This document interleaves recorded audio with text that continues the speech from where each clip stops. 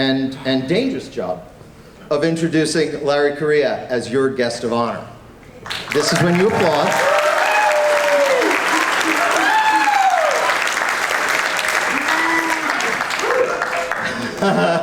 Wendell's in the house. So at any rate, I just want to start with a reflection on these sorts of things. And every time a guest of honor is being introduced by a colleague, there's a hanging question. Is that colleague going to be a toastmaster or a roast master? Unfortunately, Thomas, it's not your choice. Or maybe fortunately, because, see, for me, I think the last person who needs a roast master is the guy behind me, seeing as how he spends a good chunk of every day on a public rotisserie. Okay? So, since he already deals with detractors on a daily basis, I decided we need a toast, not a roast.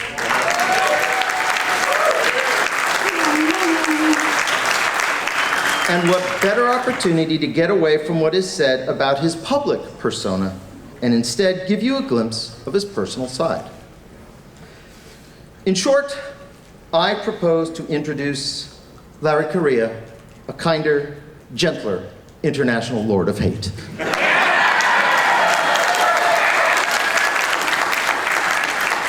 So first off, contrary to typical vilifications, Larry is neither intolerant nor intransigent. Take the two of us. Yet we share many convictions, but it's fair to say we're not cut from the same political cloth exactly. Still, in all the time I've known him, that never even came up. Well, it did once when he observed that whereas my natural inclination is towards the statesmanship of John Adams, his own tendencies are more in line with those of John's firebrand second cousin, Sam Adams, who, of course, by tossing boxes of tea into Boston Harbor, taught the British about being teabagged even before teabags were invented.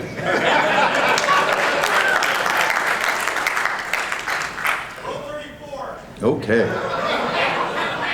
So, at any rate, I'm trying to find a place where my water will not actually become part of the scenery.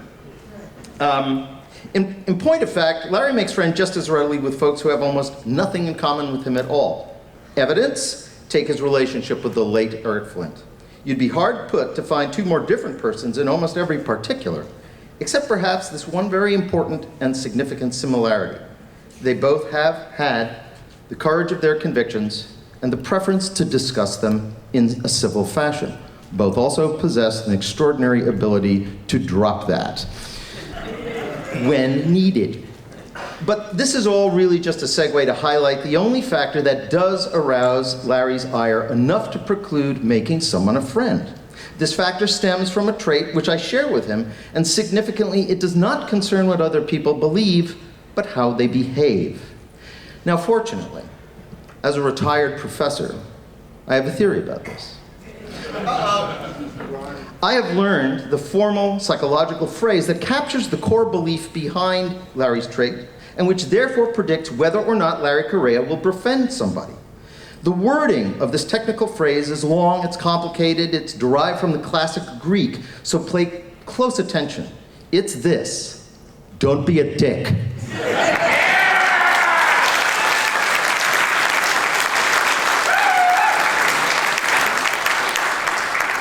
The real proof of Larry's personal qualities are most powerfully revealed in moments that are private, not public. The stories are so many, I hardly know where to begin. That's a dangerous moment when you've given a professor a microphone, right? But I'm not going to do that. Instead, I'll keep it to a collage of snapshots of Larry as I've known him over the years, in person and out of the glare of the limelight. I met Larry at Liberty Con's Mad Scientist panel, which is a mix of symposium and free-for-all, where there was a lively debate ongoing about space technology and energy policy. Larry tactfully and carefully and patiently listened to fans and colleagues with various opposing opinions, including mine, and was the most perfect gentleman and participant you could imagine. That's one. Later, I think a year or two later, at BEA, when there still was a BEA in the Javits Center in New York, I watched, it wasn't what happened at BEA. I enjoyed watching him, not merely enjoying, but reveling in the restaurants and foods he found in a city, New York, that he does critique routinely. but also becoming a favorite with the staff, particularly the wait staff, by focusing on and treating them as individuals who are working hard to make their own living. Regardless of what you may have seen written, Larry is absolutely not profane in public settings. Don't spoil this for me, Larry. But hell, he cusses less frequently and less profoundly than I do, which sometimes leaves me thinking, shit, why can't I be more like that? With anyone, fan or fellow author alike, he takes a joke or ribbing with great good humor, so long as that is the spirit in which it was intended. That's a very important caveat. But it is with the fans that the kinder, gentler Larry shows through most clearly. He is not only welcoming, but he takes the time to listen to them. I have never seen him impatient or anything less than enthusiastic with those who come to see him, the exhausting droves who come to see him. And for anybody who went through that book line today, you have ample evidence of exactly what I'm claiming here. Because, you see, despite having a big following and a big presence wherever he goes, Larry Correia has an even bigger heart. Now, no, I hear you think. It cannot be. The international lord of hate has a big, even immense heart? You don't believe me? Okay, don't take my word for it. Let's resort to the old axiom that if you would really know a person, just observe the people in his or her life.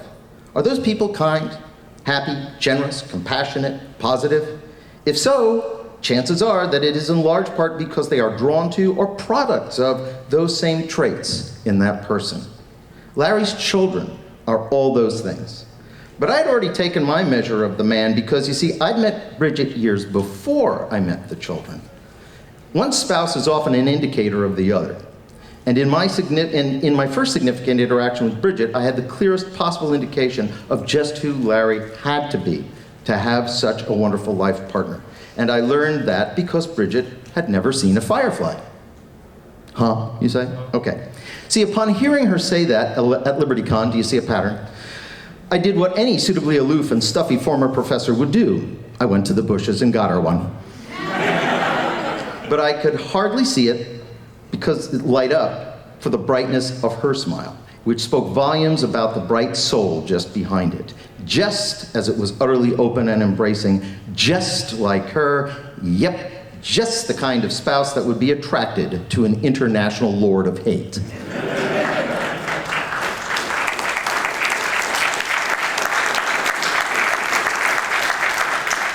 I don't want to look over there. Is he sufficiently red yet? Yeah. Good. All right, good. Top of his head's blushing. Okay. Oh, it's the lights. Yeah, it's the lights, right? Everybody, Larry, it's the lights. It's the lights. There we go. Okay, good. Years later, they're going to find the tape and they're going to say, Whiskey Tango Frogstad. What was that? But if that's not evidence enough, then consider his innumerable acts of kindness to strangers, such as the one this past LibertyCon when his signing slot put him beside a self-published author with his first book. Didn't know I was watching, did you? I need to provide a little context. Not all, not even most, but still a lot of authors have egos as large as Texas. Although one good enema and you could send him home in a matchbox with room to spare. But as the best-selling author's autographing line grew and his unknown signing partner shrank further into his seat, Larry started talking up that fellow's book. Had he read it? No. But as a skilled wordsmith, Larry found ways to avoid that little fact and made a case for a book and a hopeful author he had never met. Just cause. Just as he has done on so many other occasions. Just as you'd expect from an international lord of hate.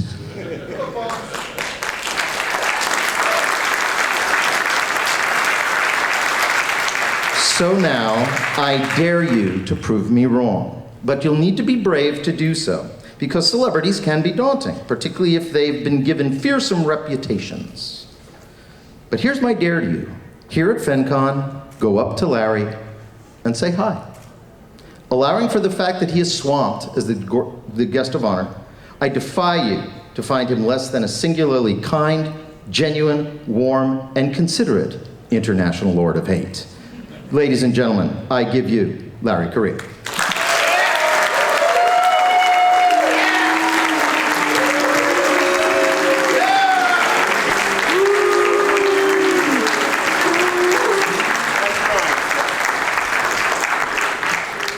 Thank you, everybody. Much appreciated. Chuck, you're awesome. Lie. And tell your son we're proud of him. That's awesome. Thanks, guys, for coming. And that was very nice. And Chuck, I have known Chuck for a very long time, and he really did go out into the weeds to catch a firefly for Bridget because she'd never seen one before because we're Westerners, you know. It was pretty funny. He's a good guy. Chuck is a good man.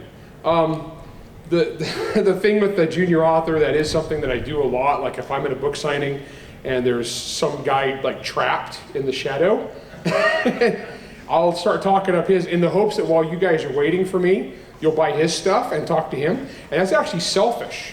That's buying me time.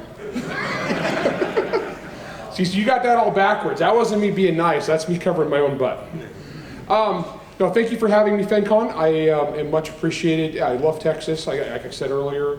I'm honored to be a guest here, and I appreciate Fencon. And Fencon went to bat for me, and that's enough said on that topic. So much appreciated, Fencon. And thank the volunteers, guys.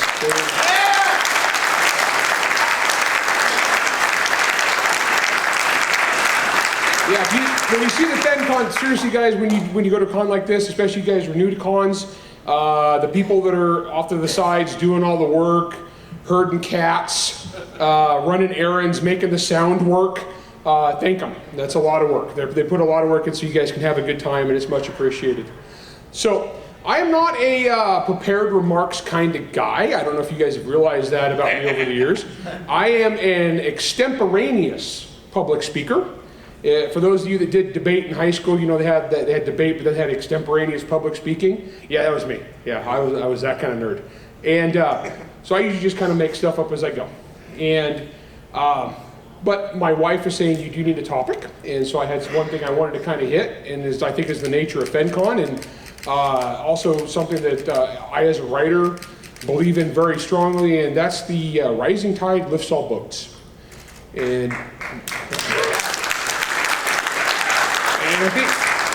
I think Chuck hit on this a little bit, and I think it's one of the most important things about cons. I think it's one of the most important things about networking, and I think it's one of the most important things about being fans and getting together, and you guys support the writers and the creators and the artists, and those creators and artists and writers, they meet you guys. Writers, we meet each other, we work together. I don't know how many anthologies have come out of this con already. I know Law Dog's in back. He's probably got 3 more anthologies out of this visit. That's how he rolls. But my point is, guys, this kind of stuff exists so that we can help each other. This kind of stuff exists so that we can get better and get better at what we do and make art and have fun making art. Because if we're having fun, you guys are having fun.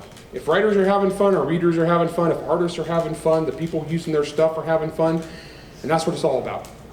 And so when I say the rising tide lifts all boats, there's an attitude in writing and there's an attitude in creative industry, and it comes down to this thing. It's a flawed way of thinking. It's a broken way of thinking where people think if somebody else made $1, they took that dollar from me. If somebody else sold a book, they stole that reader from me. And if somebody else got something that I didn't get, they took it from me. And that's completely backwards. Because guys, we're artists. We can make more art. The pie is not finite.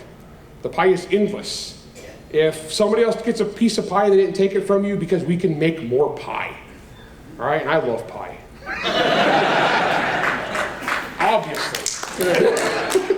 No, and so what I'm getting at here, guys, is stuff like this. Look around you, and you see the people around you? These are people like you. These are your brothers and sisters in your fandom. These are your brothers and sisters in sci-fi and fantasy and people who love this stuff. It's a bunch of freaking nerds we got together. You know, rejoice in that stuff, guys. I mean, like the stuff that we're into is fun stuff, and we need to have fun. That's the key. Too many people want to suck the fun out of what we do.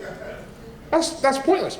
And so the fact that I am a grown-ass adult man, okay, I got a mortgage, I'm 47 years old, I got 4 kids, I've been married for 25 years, and what I'm most famous for is a manatee that travels through time. That's awesome.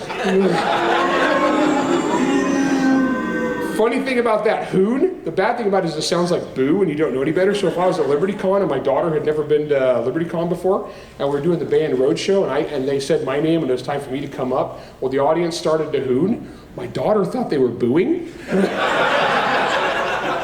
And so she actually thought that the audience was messing with me. Like it was, and so she goes, "You suck!" Like yells at me way out. Ladies and gentlemen, Larry Correia, also a writer, and I will remember that. It's the first time she does a road show. We'll see how that goes. No, guys, what I'm saying is, we are all in this together. We're here to have fun. We're here to have a good time. Don't let anybody nerd shame you. Don't let anybody push you out. Don't let anybody tell you what to do. Chuck talked a lot about like my reputation. I believe in the wisdom of Roadhouse. Be nice until it's not time to be nice anymore. Okay? Take a stand for what you believe in. Don't get pushed around. If someone is going to try to push you out of what you enjoy, they don't get to. They got no more right to be there than you do. And you know what? You guys can bake more pie. So Fencon has baked a really big pie, you know, and it's much appreciated. And so I want you guys to go out there. Writers, go make art. Go be creative. Go have fun. Go tell the stories you guys want to tell. And, you know, reach people's hearts. Do the cool stuff you want to do. Don't let anybody tell you what you can and can't do. Don't let anybody put any rules on you. The only rules are, do the fans like it? And if they do, then you can get away with it. That's it. Write to your audience. Make them happy. You know, don't write for critics. Don't write for jerks. You know, don't write for people who are going to blackmail you. You do what you want. That's what it's about. You guys are artists. Enjoy it. And fans, you guys enjoy what you want and don't let anybody shame you. So it doesn't matter what tribe you belong to. If that's the thing that you like, wave that nerd flag high, okay? You know, enjoy it, love it. I'm in Texas. If you're a gun nut, own it. I think like 97.4% of the audience there. 98. 90, okay, so somebody else just bought another one right now. No, so guys, that's what I'm getting at here is rising tide lifts all boats. We can all help each other. Writers, help those guys around you. We're all in different positions. So, you know, when I started doing this and I was a new guy, I started out as a self-published nobody, right? I was just a dude on an internet gun forum. And my first book was a result of a discussion where we were making jokes about lines I'd like to hear in a horror movie someday. Thread which was started by a man standing in the back of this room. And I'll call him out, but he'd get all blushy and, you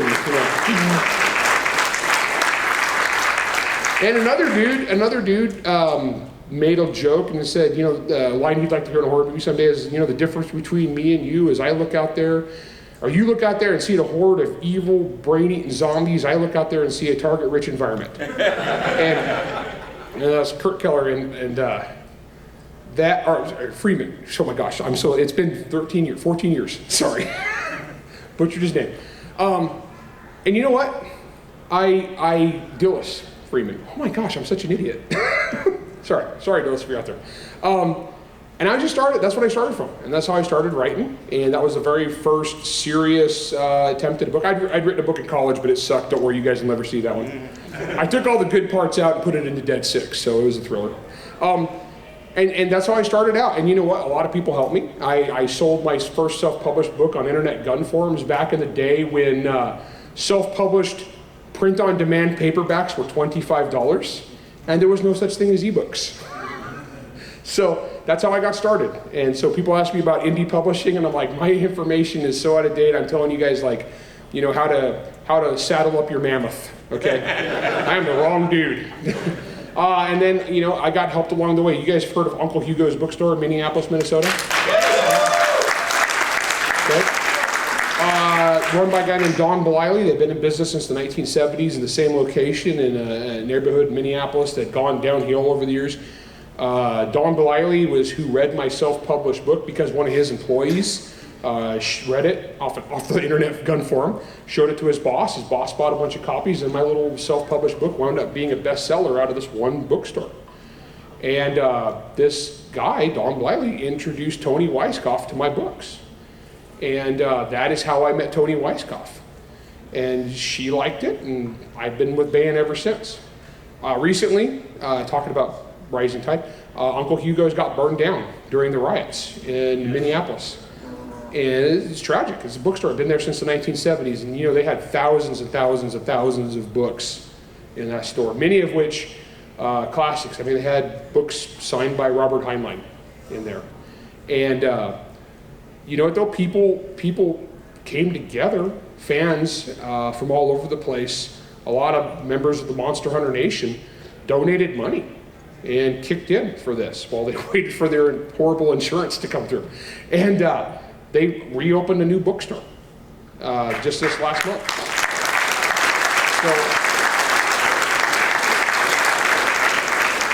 And how they do that is just a bunch of writers and just a bunch of fans and just a bunch of normal people who like to read books, coming together and trying to do the right thing because somebody else had a day of rage and burned down a bookstore. So what I'm getting at here, guys, is we can help each other a lot. Every single one of you has the ability to help somebody else as an artist become greater and better. And every one of you could be helped by somebody else. I have gotten help by so many wonderful people in this business.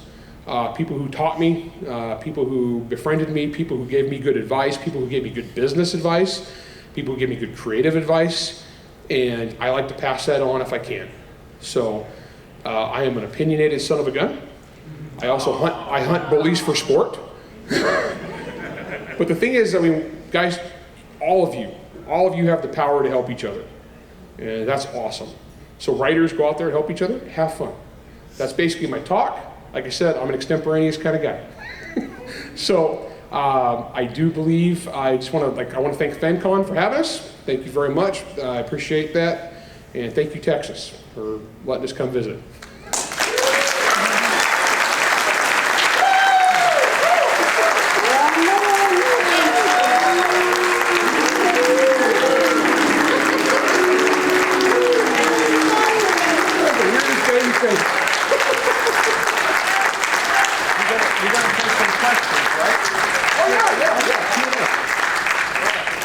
Chuck, you wanna, oh wait, no, it'll just get all reverby. You just do it.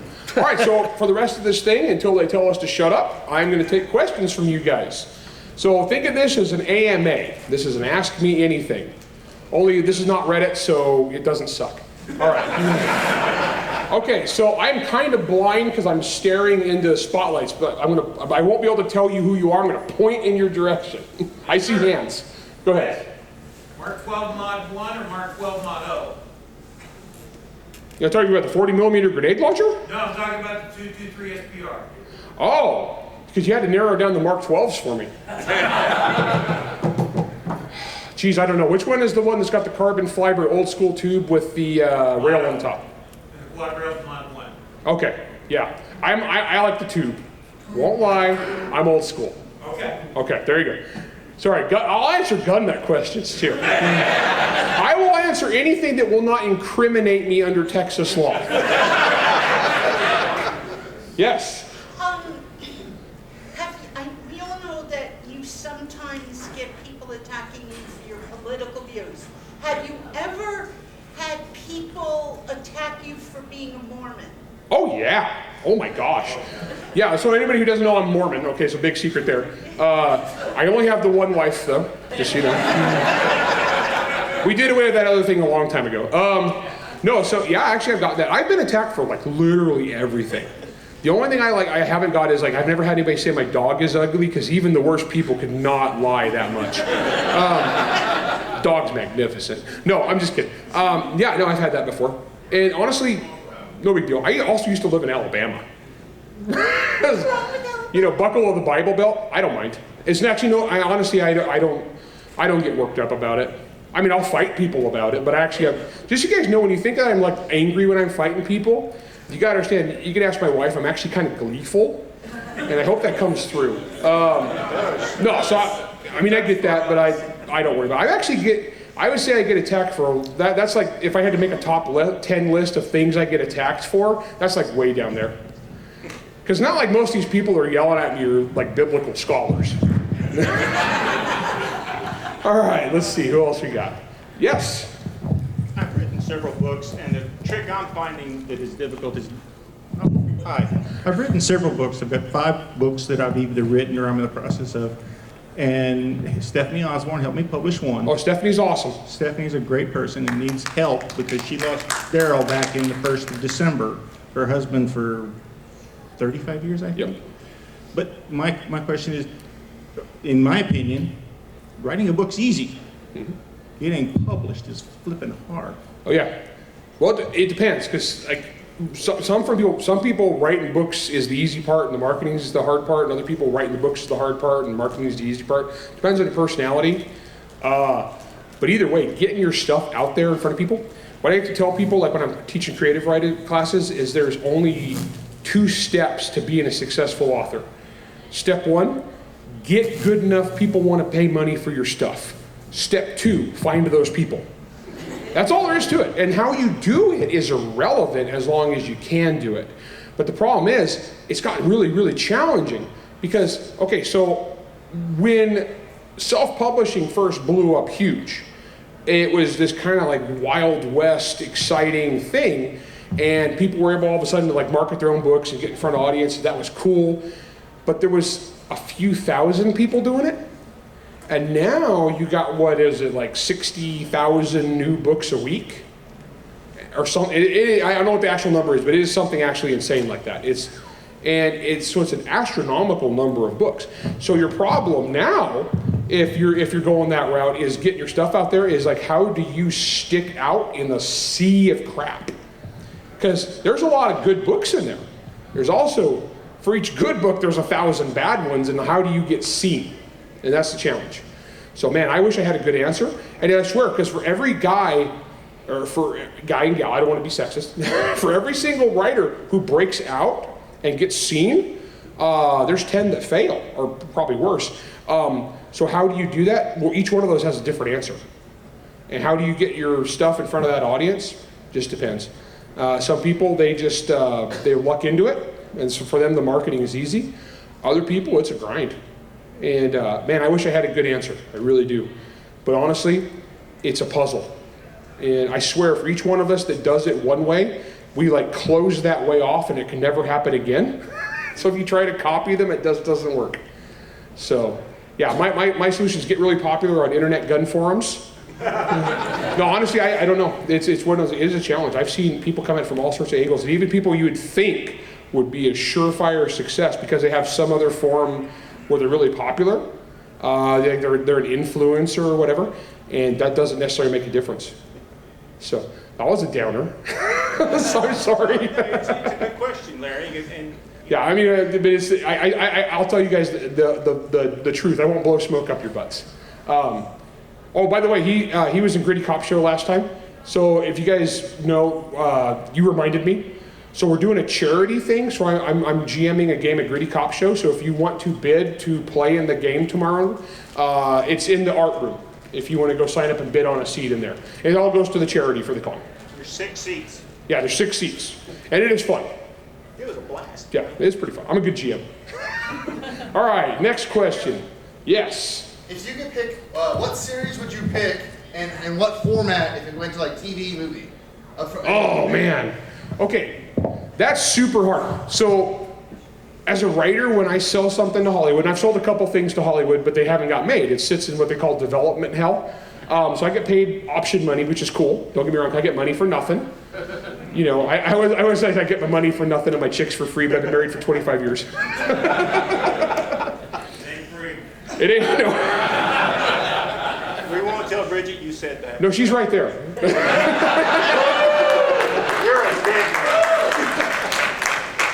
No, I work hard. No, I was gonna say on movies and TV. So you guys know, so I've optioned Monster Hunter to Entertainment One, and it's been under option there for many years. And they just kind of like every couple years I get a notification that they did some new thing or brought some new person on or did some treatment, and then I don't hear anything for 2 more years, and then they renew the option and pay me money. So okay, and then Hard Magic is at Radar Pictures. So Same kind of thing, a couple years or a year now, and so I'm just waiting. We'll see. Knock on wood. Too many writers I know chase Hollywood though, and if you chase Hollywood as a writer, then you're not focusing on writing anymore. Now, if I could get an adaptation, what would I like to see? A big budget Bollywood Son of the Black Sword. That would actually be the most amazing, coolest thing ever. That said, I don't know if they would actually do it because Ashok don't dance. There's no dance scene. I mean, we have musical numbers, but that man would not dance. I don't know. That would actually, and at one point I was in discussions to do Tom Stranger as a cartoon. That fell through, but it was actually pretty hilarious. And actually, what killed me on that one was Rick and Morty. Rick and Morty, because it's interdimensional. I've never seen the show. But they were like, oh, it'll be seen as derivative of Rick and Morty. And I was like, I don't know if I've never seen the show, so I don't really know how that would work. But yeah, so that would have been cool. But yeah, no, Bollywood, Son of the Black Sword. That's my pick. Yeah, Sean. I know Tower of Silence. Silence comes out in April. Yeah. Do we have a title for book 5? Say what? Do we have a title for the 5th and final Forgotten Warrior book? Okay, I'm just getting feet. I couldn't hear. Just Sean, just say it without the mic. Do we have a title for the 5th and final Forgotten Warrior? Yes, we do. The title for the 5th and final Saga of the Forgotten Warrior book is Graveyard of Demons. Which, if you remember, was actually, there was a location called that in book 3. Yeah. So, yeah. Dance off there. No, there's not a dance off.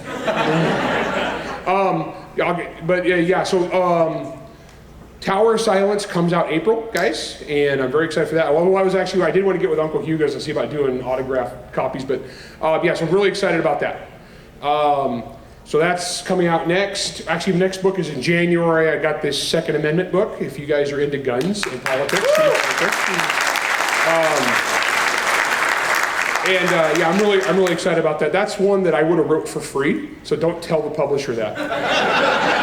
That was just a passion project. So, let's see, over here, there's somebody had their hand up. Yeah, right there. 7.5 French, 30 super carry, yes or no? Looks promising, but I'm gonna wait to see what it actually does as far as ammo prices and whatnot, because right now it's a boutique round. Oh, just so you guys know who don't know me that well, I will talk guns longer than I will talk books. So, that's one reason I like Texas. If I do a con in like Berkeley, California, I wouldn't know what to say. I'd sit up here scared. Wait for Gavin Newsom's secret police to come get me. 30 super carry looks super promising. Plus, if I'm usually rocking like an LTT or a 320 X frame, I could get 30 rounds in it. I don't know, we'll see on that. I'm just waiting to see it. I'm not a boutique ammo guy, because believe it or not, I'm actually cheap. I mean, I make a lot of money, but I buy bulk. And I don't have a lot of 6.5s, I got 308, because I'm cheap. Yes, over here. Oh, Doc Sherlock, who is a red shirt in Monster Hunter Bloodlines. Yeah. So speaking of the 308, with the JP Cazador, Yeah. Any more plans for collaborations like that? No. That was fun. I love those guys. I love JP. JP rifles are awesome. No, we just did that for fun as a fun project. If they ever want me to do anything with them again, I am happy to. And I love those guys. And actually, probably next time I go out to Minnesota, I'll go see them again. Great guns, great rifles. I'm probably one of the only writers I know who's had his own line of custom rifles and his own line of custom ammunition. There are not a lot of writers that can say that. I mean, other dudes get like Pulitzers and stuff. Custom rifle, that's badass. And they actually sent me to like a sniper school. So it was a precision rifle class out in New Mexico. And there's a gentleman here in front who I took that class with, and that was hard. It was hard. That was hard, and I sucked. I'm a good pistol guy. I'm a bad long-range rifle guy. They televised it. They did actually. It was on TV. It was a special on the Outdoor Channel. So if you guys want to see me look fat and lay in the desert on the rocks while scorpions and tarantulas crawled over me for 3 days, trying to hit targets very far away while being very sweaty, yes, I am not built for TV. The cool thing is though, when I have a goatee like this, you can wear a microphone and you can't see it because it's just under your goatee the entire show. So I had a microphone on the whole time. It was great. I still have a copy of that on my DVR. I haven't figured out how to get it off the DVR onto a... See, because I don't have a copy of it. No, I'm trying to figure out how to get it off so I can, give it to you or something. Yeah, that was actually a lot of fun. I do enjoy doing stuff like that. I'm a training dork. I love. That's one reason I get people like, why do you get the guns right in your book? Yes. Why? Because I find it fun, so I go do that stuff. Let's see, who else? Questions? Actually, let's get back. I'm sorry. You know what? I'm making the microphone guy run, so let's do you here in front. I'm so sorry, man. I should look where you are.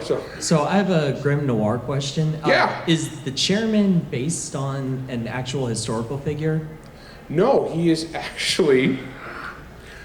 Okay, inside baseball here. Who has ever watched the old TV show Iron Chef, the original Iron Chef? Yes. It's the chairman.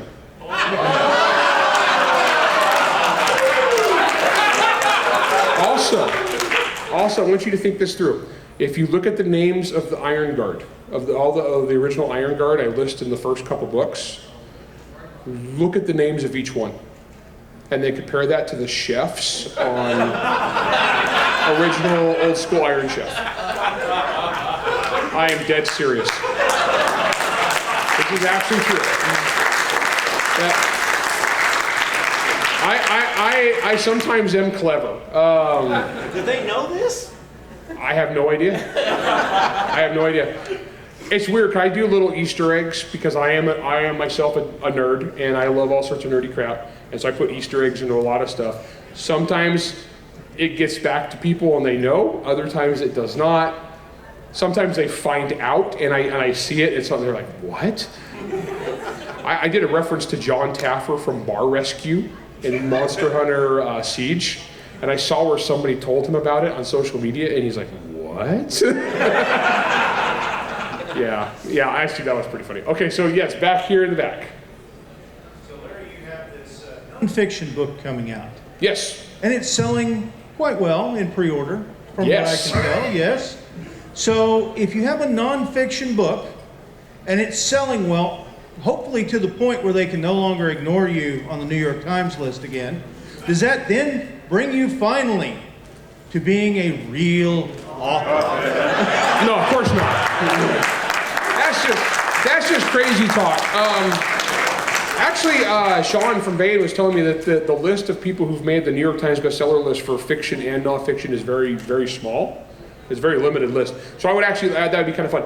And that, just so you guys know, we've actually sold enough in pre-orders just off of Amazon in a couple days to be on the New York Times. So that's why, yeah, so but you guys understand, guys, I've had like 5 or 6 Baen books since my last time on the New York Times list that should have made it and didn't.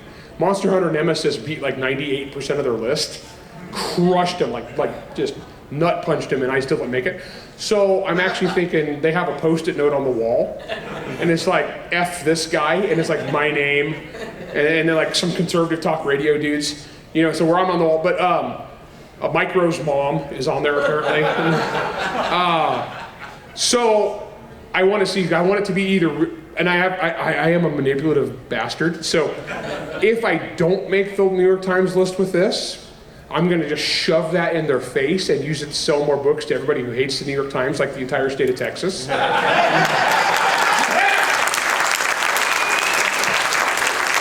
I know I'll make that go viral and you guys will all tell your friends. Or if I do make the New York Times, then it's hilarious and it's just funny, and then I get to be on a list with like Ernest Hemingway. And Jimmy Buffett. Yeah, I was gonna say Ernest Hemingway, except I'm far better with gun safety. I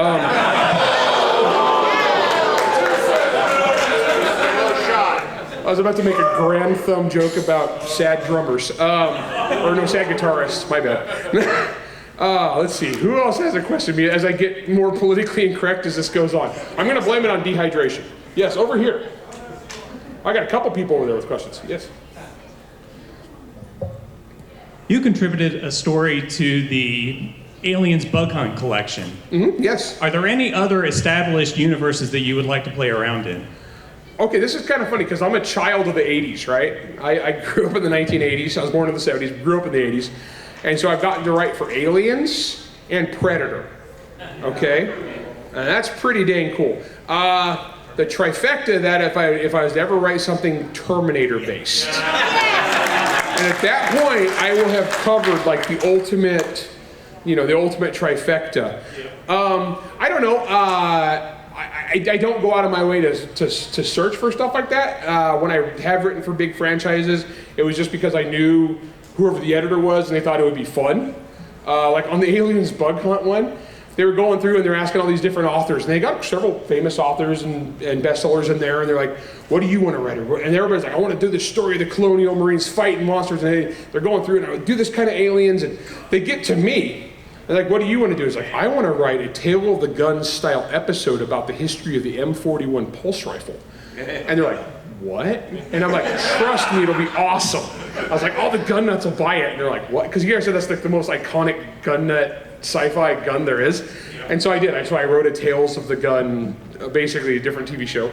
Well, I was on Joe Montana's Gun Stories, so yeah, I did it that style. And yeah, that was pretty freaking hilarious. And so I have officially, canonically written the tale of the M41 pulse rifle for Aliens, and that's pretty freaking cool. Something else I would do in that, like old school franchises, I don't know. I don't hunt it down. If opportunities fall in my lap and I think it'd be fun, I will go for it. The Predator one was actually cool because after Prey came out, everybody was there was this meme going around the internet where it was like, oh, they need to do Predator versus Samurai, Predator versus Samurai. Like, dude, I wrote that 6 years ago. They literally already own the rights to that if they want it. And my story is way better than this pitch that's going around Twitter, okay? Just give me money. Actually, no, they already own the rights. They won't give me any money. But no, I don't know. If I get an opportunity to write and stuff like that, I think like Terminator would actually be really cool. I wouldn't lie. I won't lie. I am a G.I. Joe, like officially. I am canonically, there is the G.I. Joe spreadsheet. Who's G.I. Joe's accountant? That's me. Like I'm dead serious in the comic books, that's me. So I technically I haven't written G.I. Joe, but I've been in G.I. Joe. There we go.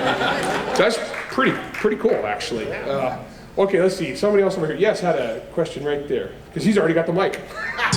Okay, so when I was going to Dragon Con, I popped in the audiobook, and it starts off with this massive chase through Dragon Con, which I thought was absolutely amazing. So how much did you think about that part, Oh, actually, okay, so I've been to Dragon Con a whole bunch of times. It's a con I love. It's a big, crazy, wild con in Atlanta. If you haven't gone, think of it as Nerd Mardi Gras. It's like 100,000 nerds packed into a few blocks. I've actually... That's what? Nerdy Gras. Nerdy Gras, yes. Not quite as topless as Mardi Gras, but close at times, after dark, yes. So actually that whole chase sequence, I did actually use Google Earth and the various hotels, and I did actually plot out the actual path of the chase sequence. Because I've been there enough times. And so as long as they don't renovate, that's still accurate. But like there's a part where they're on the walkway with the glass things over there. Yeah, we've all been there. We've all walked across that. We've all been stuck behind the Kool-Aid man. And and we've all wanted to punch people and pepper spray them on that walkway. So no, that scene, and plus Cookie Monster is a running joke because as you guys who follow me on the internet, we actually have a running joke about Cookie Monster, the uncontrollable killing machine.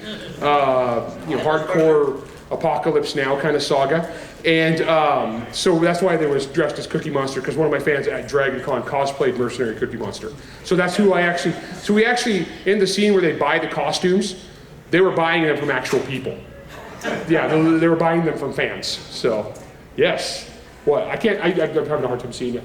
3 minutes. Oh, okay, cool. All right, over here, red shirt. Any chance that you will malcontents? No, that was one I did I don't own the IP, so I don't own the license, and that belongs to a different company. I wrote those when I was less famous, basically, and so at the time I was really excited to do it, but the problem is those are by far my least known books, and so I'm always better off doing my own thing. And plus, that company's gone on and it's done its own thing too, so there's not really going to be any more of those. Those are super good though. If you guys have read Into the Storm or Into the Wild, like I said, my least known books, they are really good books though. Yeah. So actually right there next, yeah, in the black shirt there. He's getting his exercise. So going back to Grimnoir, are you going to have a war correspondent called Elton Brown? Elton Buckley Brown. Wink, wink. No plans as of this time. Writing it down. Yeah, no, that's not a bad idea. I mean, I killed the crap out of Joe Buckley in Monster Hunter Alpha. I killed him 3 times in one book. And I was pretty proud of that. Let's see, who else had questions? Yes, over here, red hat. And then we'll get, and I'm going to speed round this sucker.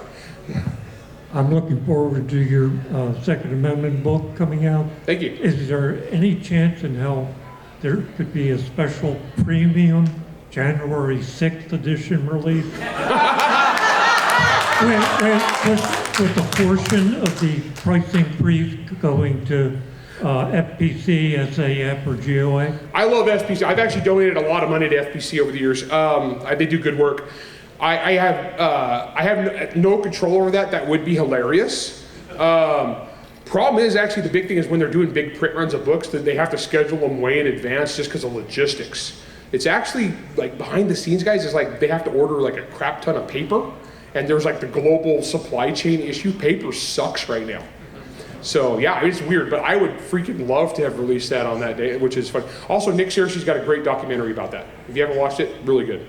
Plus, Nick wrote the foreword for the gun book, and that dude's awesome. Okay, there's a question right behind you. Yes, right there. Any plans for a Grimnoir anthology? No plans for an anthology at this time. There is another trilogy. There is a second Grimnoir trilogy set in 1953. Problem is, I've been working on this other stuff, and so I haven't had a chance to start that yet. I need to finish Saga the Forgotten Warrior first. That's a 5-book series. Once that's done, then I could start that. An anthology is possible, but as of this time, there's not. There's like 3 short stories, but they're all me, but there's not going to be a collection yet. Okay, so I could probably do one more real quick. Yes?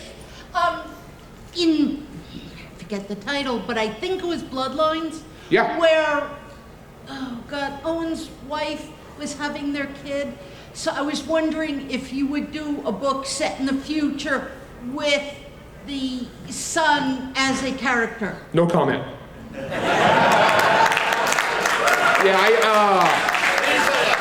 Sometimes, okay, you guys gotta understand, I'm one of those writers, I plan stuff out like way in advance.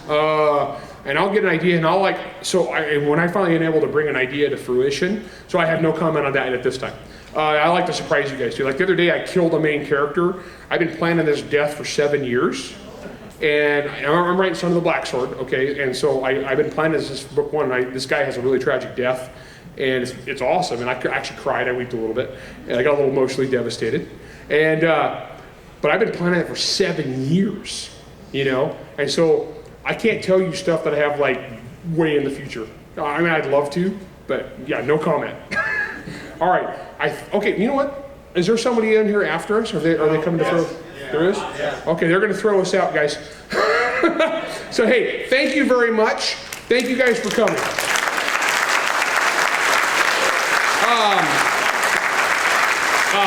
Thank the Fencon volunteers. Chuck Gannon, thank you, you're awesome.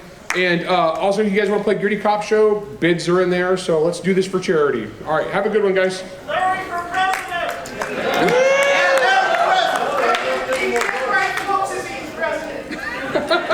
When would I write?